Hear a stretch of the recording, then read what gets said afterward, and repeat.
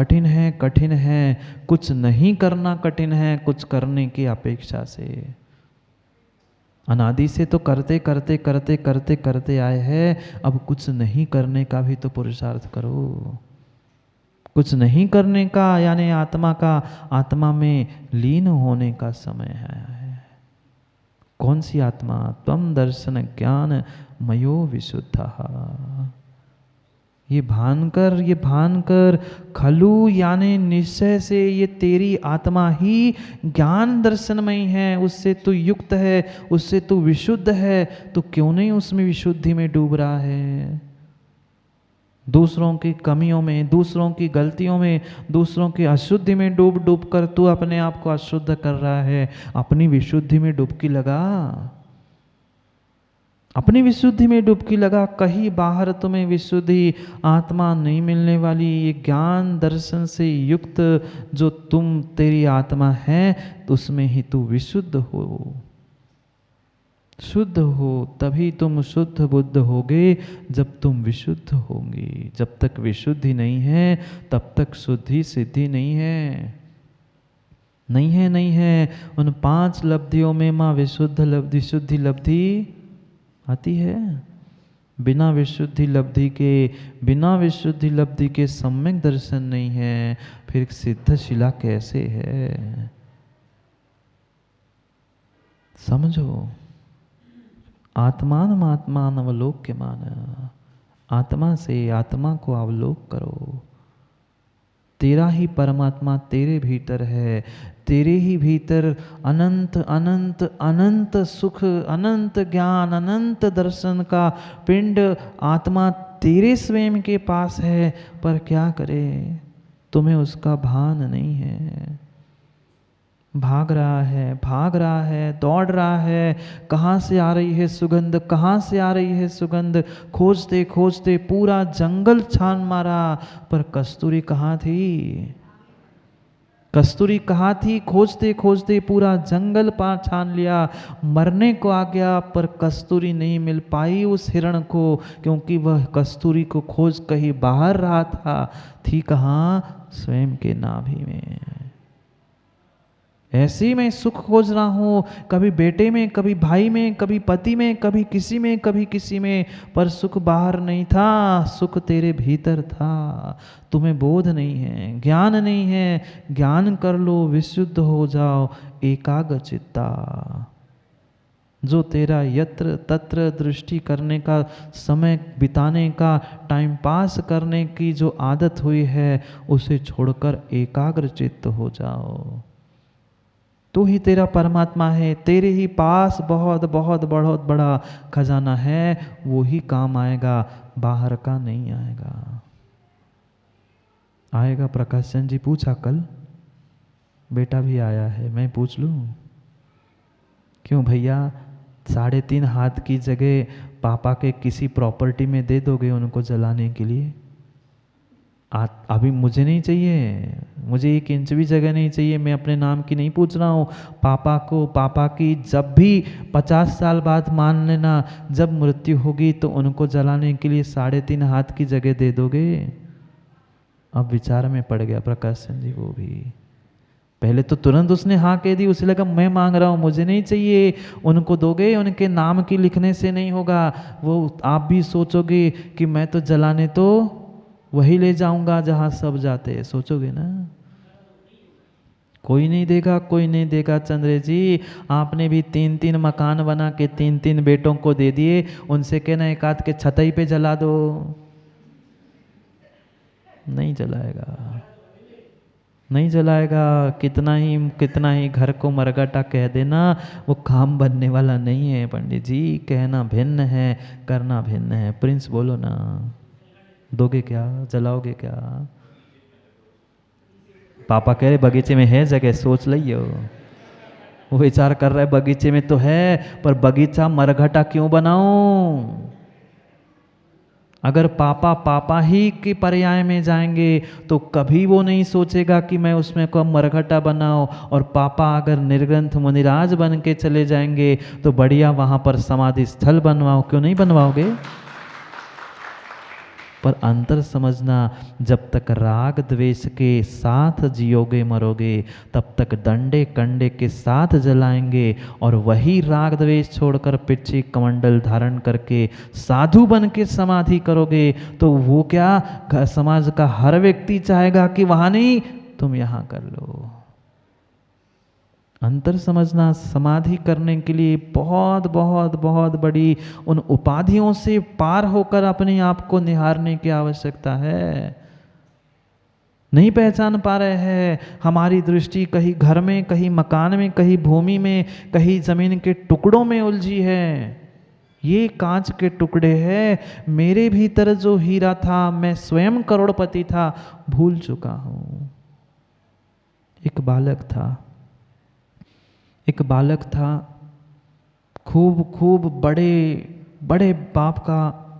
बड़े बाप का बेटा था। और जब तक आलीशान में रहता है तो वो परेशान था। पर ये भी पक्का है रवि भाई, सबके दिन एक से नहीं होते माँ, सब दिन भी एक से नहीं होते।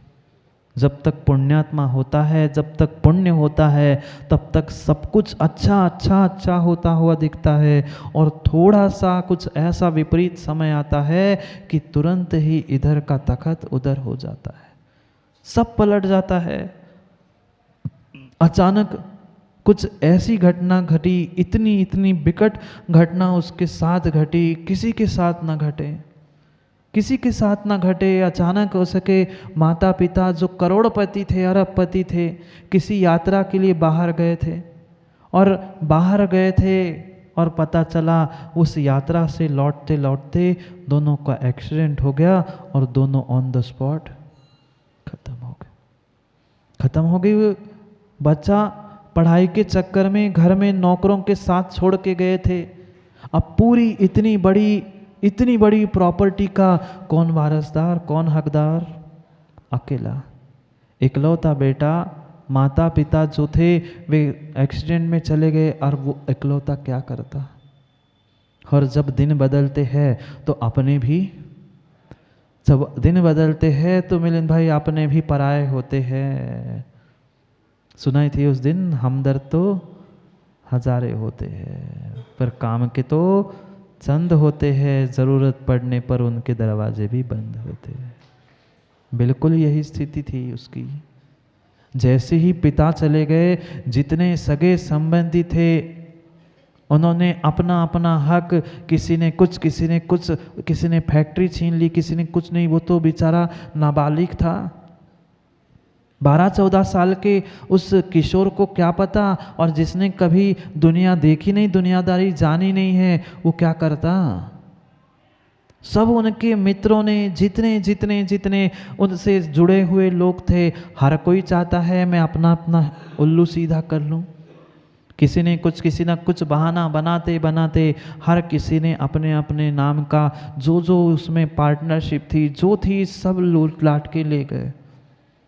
जो बेचारा करोड़पति था, चंद महीनों में रोड़पति हो गया। और पता नहीं वो कुछ सोच ही नहीं पाया कि अब मैं करूं क्या। जिसको कभी कमाने की नहीं पता, घर में नौकरों को आज्ञा दे दो, आदेश कर दो, उसके हाथ में ग्लास, थाली, सब कुछ बनी बनाई मिलती थी। अब वो क्या खाता, क्या पीता। जो परिचित लोग थे उनके पास जाता तो पहले से दरवाजा बंद होता। पता नहीं ये भीख मांग लेगा, संभालने की बात कह देगा, कह देना मैं नहीं हूं। किसी ने साथ नहीं दी, दर दर की ठोकरें खाई उसने, नगर में घूमता रहा, पर कुछ नहीं मिल पाया। जैसे दिन बदलते हैं सबके भाव बदल जाते हैं। पक्का है मोदी जी, जब दिन बदलते हैं सबके भाव बदलते हैं। तुम्हारे दिन नीचे की ओर जाएंगे तो उनके भी भाव वैसे ही होंगे। और तुम थोड़े से कमा के नाम, ऐश्वर्य, सब ऊंचाई पे जाओगे, हर कोई तुम्हारी रिश्तेदारी निकालने आएगा।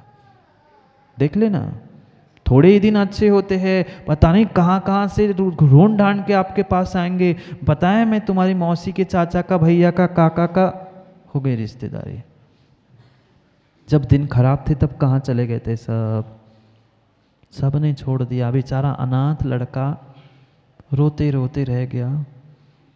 किसी एक मित्र ने, किसी एक व्यक्ति ने उसे सलाह दी, बेटा खाने पीने के लिए कुछ तो करना पड़ेगा, एक काम कर, मैं तुम्हें कुछ पैसे देता हूँ, मैं तुम्हें कुछ पैसे देता हूँ और एक तुम काम कर लेना, एक छोटी सी रिक्शा खरीद लो, एक ऑटो रिक्शा खरीद लेना और तुम चलाना, दिन में जितना मिलेगा कुछ तो खाया पिएगा।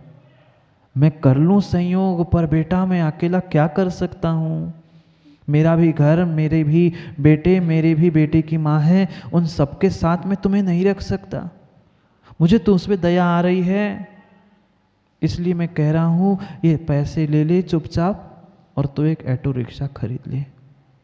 वो भी सोचता है कोई बात नहीं, दिन निकालना है, सुबह शाम के भोजन की व्यवस्था करनी है तो कुछ ना कुछ करना पड़ेगा। कौन? एक करोड़पति। एक करोड़पति, एक अरबपति का बेटा आज रिक्शा चला रहा था। रिक्शा चलाते चलाते साल 2 साल हो गए। रहने के लिए जो घर था वो बेचारा वो घर ही में बस रह के रह गया। रोज कमाता, सुबह शाम अपनी दिन निकाल लेता, पुनः दूसरे दिन पुनः रिक्शा, पुनः वही करते करते बेचारे की पढ़ाई छूट गई, सब छूट गया। अब कमाने लग गया, कहाँ से पढ़ाई करता। और अचानक से 2-4 साल बाद उसको एक अखबार हाथ में पड़ा। रोज ही ऑटो स्टैंड पे खड़े खड़े अखबार पढ़ता था और अचानक उसके हाथ में अखबार पड़ा और अखबार में उसने पढ़ा कि अमुक चंद ने अमुक समय पर ऐसा ऐसा इस व्यक्ति के नाम पर इतने लाख की एफडी रखी है। बैंक वालों का एक विज्ञापन था कि ये व्यक्ति की आज एफडी की मैच्योरिटी डेट है और अगर कोई इस नाम का व्यक्ति इस नगर में कहीं हो तो तुरंत ही बैंक वालों से संपर्क करें। वह अखबार को पढ़ ही रहा था, उतने में उसे रेडियो में भी वही समाचार सुनने में आ गया कि अमुक अमुक नाम का व्यक्ति अगर इस नगर में आसपास कहीं हो या इसको कोई पहचानता हो तो उससे कह देना कि उसके ये एफडी मैच्योर हो चुकी है और पैसे लेने के लिए संपर्क करे। अगर 6 महीने के अंदर नहीं आएगा तो बैंक वो पैसे अपने नाम कर लेगी, क्योंकि पहले ही 4-6 महीने हो चुके थे। उस बेटे ने जैसे ही सुना, पढ़ा, वो कहता है ये तो नाम मेरा है, ये जो अखबार में नाम लिखा है ये मेरे पिता का नाम है और ये मेरा नाम है, ये क्या हो गया। वही उसके आंखों से पानी आ गया और वो हाथ का अखबार हाथ में ही रह गया और वह जमीन पर बैठता है, सोचता है पिताजी ने मेरे नाम 1 करोड़ रखे, मैं तो ये ऑटो रिक्शा चला रहा था। 5 साल 7 साल जब से पिता चले गए हैं, मुझे नहीं था पता कि मेरे नाम भी करोड़ रुपए रखे हैं, मुझे नहीं था भान मैं भी करोड़पति हूँ। कहाँ मैं दर दर की ठोकरें खा रहा था, कहाँ भीख मांग रहा था, कहाँ रिक्शा चला रहा था, मैं स्वयं में करोड़पति था।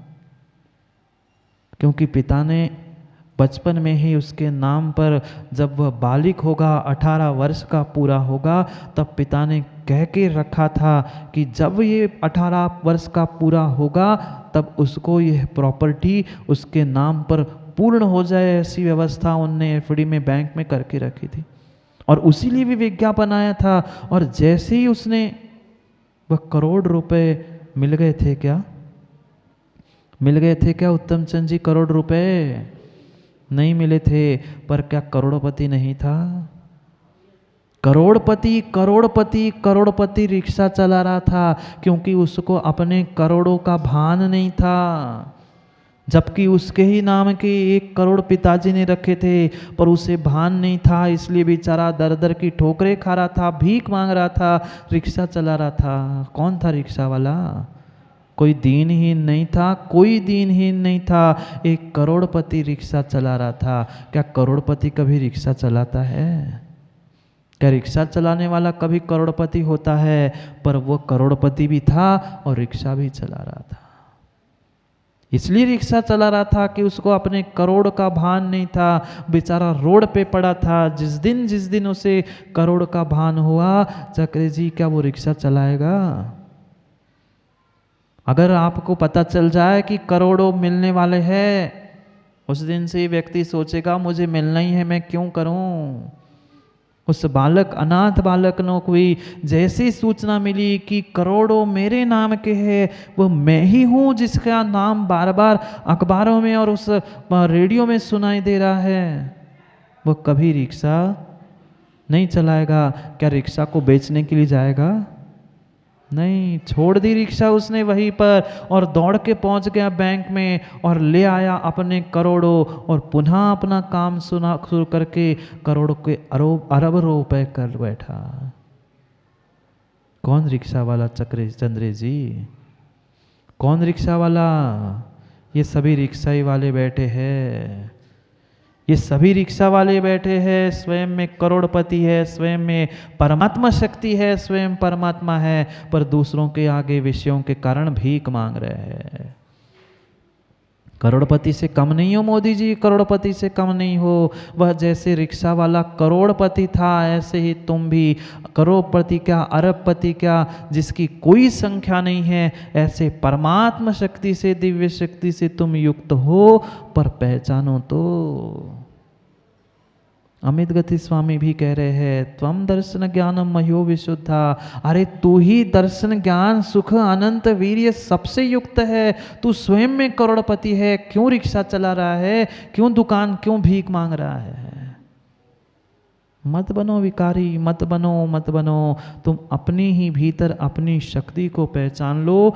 एकाग्र चित्ता, एकाग्र चित्त होके कम से कम चिंतन ही कर लो। जिस दिन उसे पता चल गया कि करोड़ों मेरे नाम के हैं, अभी मिले नहीं थे, जाकर ले आएगा, फिर मिलेंगे, पर तभी से वो करोड़पति नहीं हुआ था। जब आपको भान हुआ है कि आप परमात्मा शक्ति से युक्त हो, आप परमात्मा बन सकते हो, क्यों नहीं छोड़ पा रहे? पर नहीं छूट रहा है चंद्र जी, अभी उपाधि आदि व्याधि नहीं छूट पा रही है। इसलिए कह रहे स्थितोपि साधुर लभते समाधि। एकाग्र चित्त होके समाधि को प्राप्त करते हैं कौन? साधु। क्योंकि उन्होंने ही बाहर के परिग्रह रूपी उपाधि, पद रूपी उपाधि, इन सबको छोड़कर समाधि को प्राप्त करने की भावना प्राप्त की है।